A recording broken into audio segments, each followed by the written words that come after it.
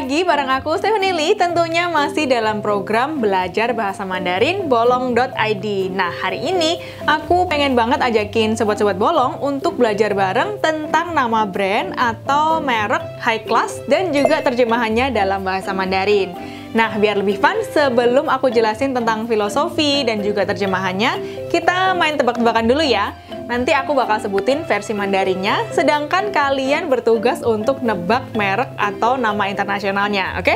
Kita lihat brand-brand mana aja yang kamu kenali dan juga berapa banyak yang kamu bisa tebak. Fakta-fakta menarik atau 有趣的事实. Per awal tahun 2021, Tiongkok bahkan mendapat predikat sebagai negara pencetak orang kaya terbanyak kedua di dunia setelah Amerika Serikat loh. Nah, dari sini pasti kalian udah bisa ngebayangin kan seberapa besar daya beli masyarakat di sana dan juga seberapa tinggi juga tingkat konsumsi barang mewah di Tiongkok.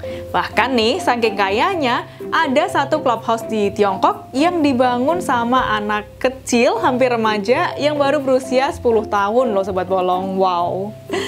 Nggak nyangka ya, Tiongkok yang selama ini kita kenal sebagai produsen barang KW bisa dibilang, tapi masyarakat di sana sendiri justru udah melek terhadap barang mewah dan nggak mau pakai barang tiruan. Nah, nggak jauh dengan kaum sosialita yang ada di Indonesia, orang kaya yang ada di Tiongkok juga seneng tuh berburu barang merek luar, khususnya merek Itali. Nah, sekarang kita balik ke bahasan nama brand dan juga terjemahannya dalam bahasa Mandarin. Sekarang kita langsung mulai aja ya tebak-tebakannya seperti yang udah aku instruksiin di awal tadi. Nah, sekarang aku akan sebutin terjemahan Mandarinnya, sedangkan kalian bertugas untuk nebak nama original atau nama aslinya di dalam bahasa aslinya. Oke, ready? Gu Ci. Gu Ci.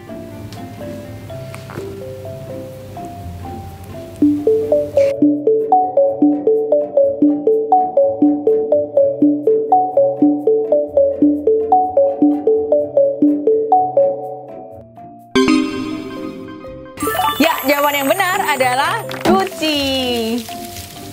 Gucci adalah brand mewah asal Itali yang dalam bahasa Mandarinnya dia diterjemahkan jadi Gucci, di mana arti literal dari kata ku atau karakter ku ini adalah kuno atau vintage, sedangkan ci berarti berpacu dengan waktu atau tersebar dengan cepat.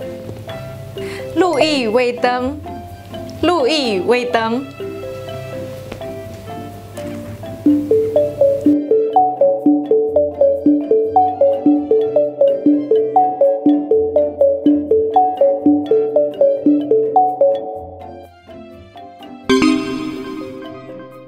Ya, brand yang benar adalah Louis Vuitton.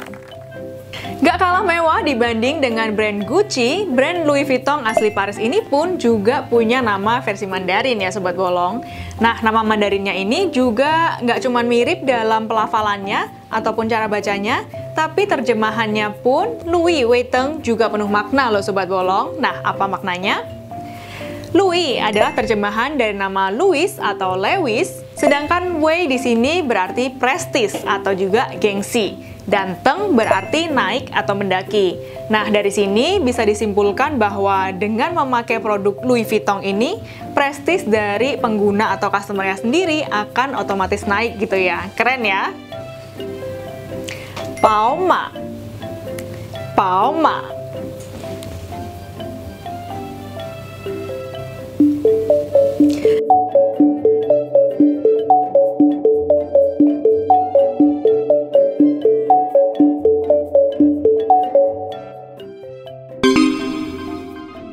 Oke, jawabannya adalah BMV.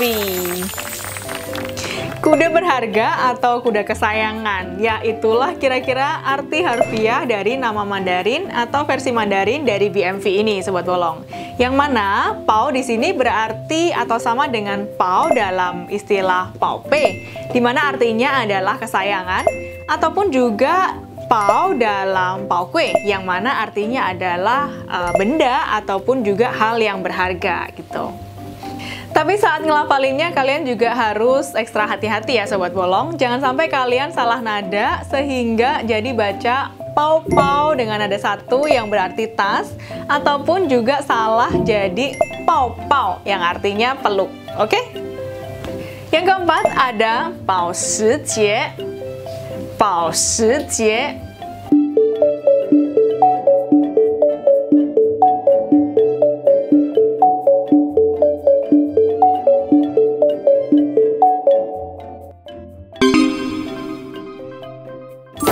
Ya, betul. Jawabannya adalah Porsche.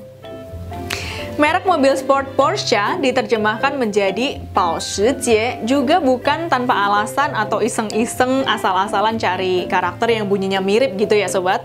Karena ketiga karakter ini pun arti dan juga filosofi di belakangnya itu sangat erat sama waktu dan juga kecepatan.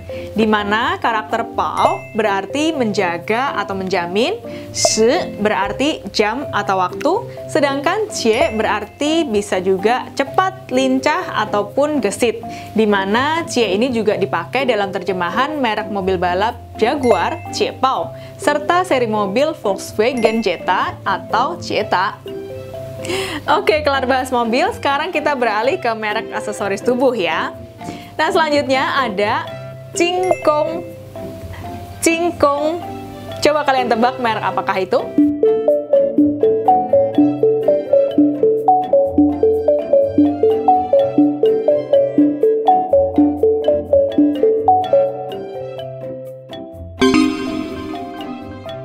Ya, betul. Jawabannya adalah Seiko. Ya, seperti kalian tahu, Seiko adalah merek jam tangan andalan Jepang yang sudah sering juga di-endorse sama artis-artis papan atas juga ya Sobat Bolong. Nah, Jingkong ini adalah terjemahan Mandarin langsung dari istilah bahasa Jepang Seiko, di mana Jing di sini mengacu pada Jingzhi yang berarti halus, maupun juga istilah Jingmei yang berarti indah. Nah, sementara Kongnya sendiri mengacu pada pekerjaan tangan maupun keterampilan tangan dari manusia. Sehingga ketika Jing dan Kong digabung, artinya mencerminkan kerajinan tangan yang rumit begitu ya, tapi dikerjakan dengan telaten sehingga menghasilkan sebuah karya jam yang halus nan indah. Alasan dan tujuan penerjemahan, 平均翻译的原因和目的。 Nah, gimana Sobat Bolong kalau menurut kalian? Kalau dipikir-pikir menurutku agak lucu ya. Memang jadi bikin bingung, kenapa sih semua perasaan harus diterjemahin gitu? Mulai kalau kalian tahu dari nama negara, nama jalan, sampai sekarang nama brand pun juga harus diterjemahin gitu. Apa mungkin nggak sih kalau orang-orang Tiongkok itu cuman iseng aja cari kerjaan gitu? Pastinya bukan ya Sobat Bolong. Dalam dunia translasi atau terjemahan ada yang namanya lokalisasi atau pentihua. Yang dalam konteks ini, pentihua yang dimaksud adalah mengadaptasi sebuah nama dari brand tersebut dengan bahasa dan budaya setempat, bukan lokalisasi yang lain ya Sobat Bolong. Nah, pastinya dengan misi itulah company maupun marketer dari brand-brand ternama tadi menentukan versi Mandarin dari nama brand mereka sendiri. Gak gampang loh Sobat Bolong untuk memilih karakter Mandarin yang pelafalannya mirip, tapi artinya juga sekaligus menginterpretasikan value dari produk mereka.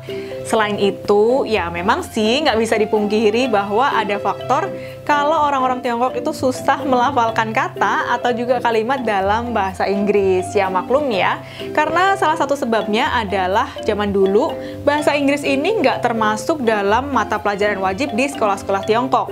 Bahkan di antara tahun 70-an sampai 80-an, ketika perkuliahan atau universitas-universitas di Tiongkok ini mulai mewajibkan makul bahasa asing, bahasa yang pertama masuk dan diwajibkan untuk mereka pelajari adalah bahasa Rusia. Sedangkan bahasa Inggris sendiri baru menyusul di belakang sekitar tahun 90-an. Jadi ya harap maklum ya sobat. Oke, sekarang tibalah saatnya untuk kita hitung skor kalian. Nah, berapa brand yang berhasil kalian jawab dengan benar?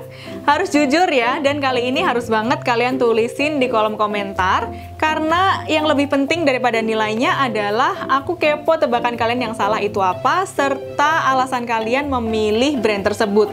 Supaya nantinya kita bisa diskusiin lebih lanjut. Oke, so tunggu apa lagi?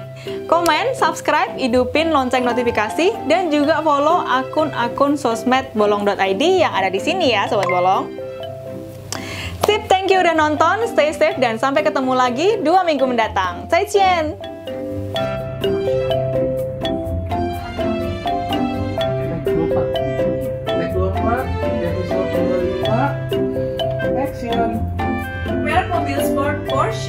diterjemahkan menjadi 保时捷, juga bukan tanpa alasan.